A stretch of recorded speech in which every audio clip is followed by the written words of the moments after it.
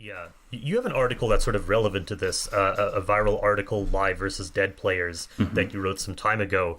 And, to explain this distinction, a live player is someone who can do new things, who acts outside of just the pre-existing norms that they are in. A Hmm. dead player is not capable of this. They basically only work according to the scripts that they are surrounded by or that the institutions they're in have.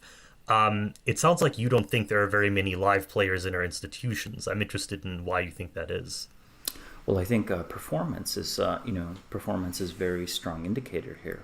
How many institutions have, in an agile way, adapted to the shock of the coronavirus, the COVID-19?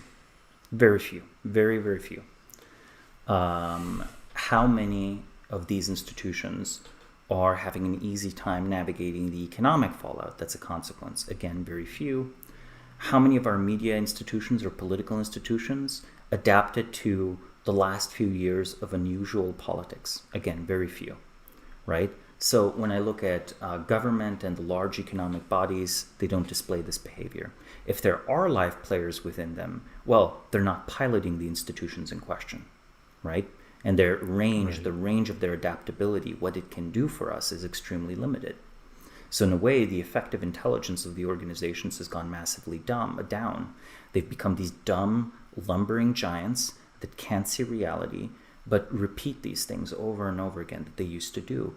Even worse, if you have essentially normal careerists filter up through a bureaucracy, the natural course of the wiring of an organization, its sensors, is that the wires rot away. Everyone always wants to report good news. So unless there's a countervailing force, at the end of the day, if there's a control room, all the panels have green lights because the lights are broken, right? Not because everything is fine. And right now, if you look at the stock market, how much of our society is used to looking at the dashboard of the stock market to figure out if things are fine? Like a significant number of organizations. You would be insane to look at the stock market and decide that it's actually all fine. The only way you can justify it is like an excessive belief in the efficient market hypothesis.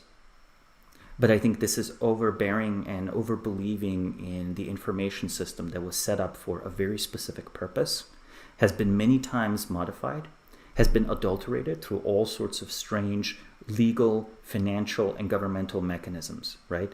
So we introduced these measures to boost economic productivity, and eventually we lost track of it. We just started looking at these measures instead of the underlying, thing.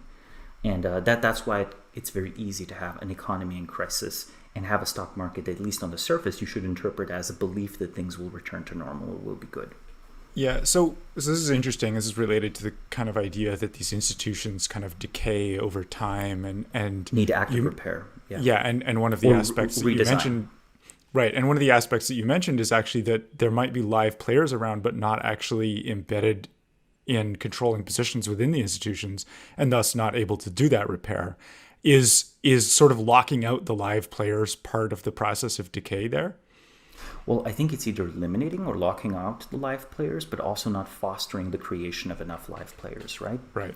Like, I think we do, one could argue that the true reigning ideology of the industrial system has always been Six Sigma, where when you encounter, this is a manufacturing ideology, right? This is a manufacturing management method.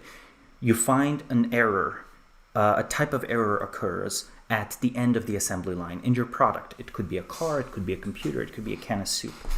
You don't try to figure out what went wrong with that can of soup. What you instead do is you go at every single step of the process in the assembly line and try to reduce variance. Mm-hmm. And then the end result is often your error goes away.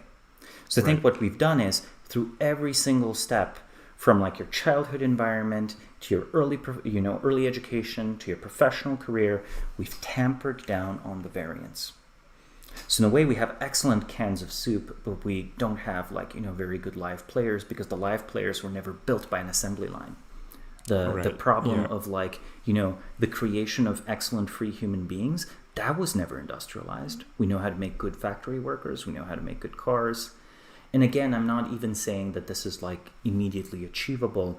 I am saying though that when we look at something like the Sputnik moment and the Sputnik crisis, right? Where the US massively upscaled its production of engineers and technicians on paper. We should be very skeptical whether this resulted in the production of more excellent engineers and scientists or fewer. Because if you're reducing variance on some problem like educating engineers, well, you might get a very excellent mediocre engineer, but precisely the measures you use to get to that very excellent mediocre engineer precluded the outliers, right? Precluded the outlier that might have been the inventor or the industrialist or whatever. Yeah, it's notable that most of the engineers who kind of did the great things in subsequent decades were trained before that, basically before the early Cold War. Right, right, right.